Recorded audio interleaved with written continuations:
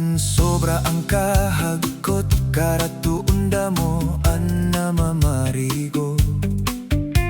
Ang tubig malinaw, kaupay, nakakawarahan butlaw. Damo ang nagpipiknik, nagkakaurosan kada pamilya. May magsarang kay nga nagkakaranta, maglipayon good inihira. Hakinabot ang maupay nga lugar,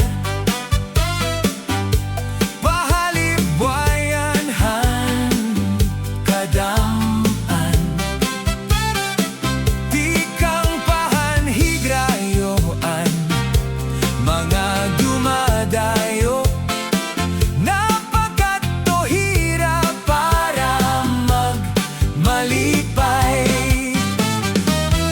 Duro dilain ang mga bisita, diri mo hibabaroan, kundi intikang.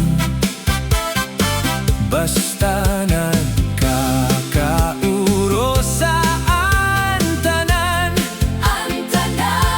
hakinabot ang nga makaruruyag.